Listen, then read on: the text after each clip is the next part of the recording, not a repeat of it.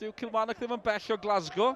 Yn nwyrain Asia, just dros 20 milltir o Glasgow. Llai na 10 milltir o trwn gyda llaw. A maen nhw'n bygwth fan hyn, Broffi. Hanner cyfle.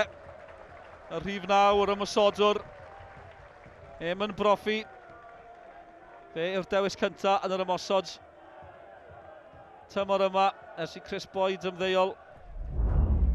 Dominic Thomas yn opsiwn. Burke sy'n croesi, oedd hi bron mewn, mae Bras yn cael ei law iddi. O'Donnell ar draws y gol. O'Donnell yn ei chanol ddi. Oedd hi'n edrych o fan hyn fel bod hi'n mynd am y gornel ucha. Harrison. Ymlaen at Poole, angen gol mwy o'r esgellwyr yma. Declan Poole a Bakare. Mike Wilde yn gryf yn gorfforol yma. Poole yno, Poole yn manteisio. Roberts, y chwaraewr newydd i Cei Connah. Creu argraff oedd Wilde yno, mae mewn i'r gol! Cei Connah yn taro. Greg Taylor, dwi'n credu, sydd yn yr bel yn ei roed i hun. Ond os neb mewn coch yn poeni dim. Callum Roberts i Cei Connah yn achosi'r problemau. Ar draws y gol yr affi, ond mae'n gol i'w roed i hun.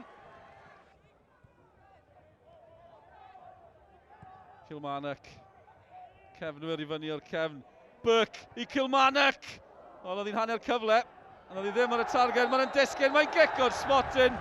Callum Roberts yn llorio Chris Burke, oedd hi'n fler. Oedd Burke yn mynd i ffwrdd o'r gol. Eamon Broffi sy'n paratoi i'w chymryd i. Yw yn gallu sgorio o'r smotin. Yn erbyn Cei Connah, syth lawr y canol. Lewis Bras yn dal i ben. Oedd e'n gwybod. Tasa fe'n i sefyll na, bydde ni bod yn hawdd. Wel, mae'n ddiweddglo dramatig, un yr un. Ni yn yr amser sy'n cael ei ychwanegu i'r 90. Chris Burke.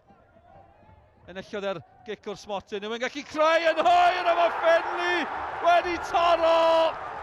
Yr amddiffyn o'r canol sydd i ymuno ym mhob ymosodiad. Stuart Finley. Y peniad perffaith ar yr eiliad berffaith i sicrhau'r fuddugoliaeth. I'm disappointed with the result.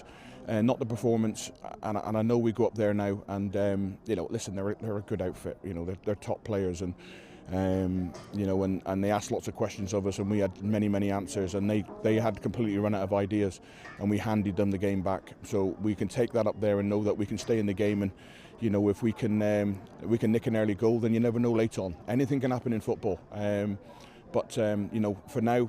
It's a tough one to take, but we'll brush ourselves down this week and we'll head north, and I'm sure I'll probably look at it with great pride tomorrow, but at the moment it's hurting and I don't feel any glory whatsoever. Da ni yn siomedig i considio mor hwyr yr un gynta.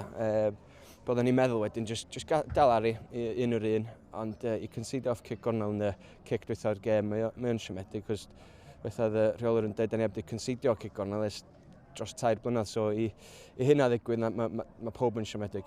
Wel ie, mae pawb yn just ddim yn gallu credu y diwedd o'r gêm, 5 munud yn ôl, a roedd o'n perfformiad ar y dderchog gan y bechgyn, a roedd fi'n meddwl roedd ni ddim wedi creu llawer o problems, ond mae tîm fel Kilmarnock yn cael llawer o profiad, a maen nhw'n fynd until y diwedd, felly dwi'n just trist iawn, yeah.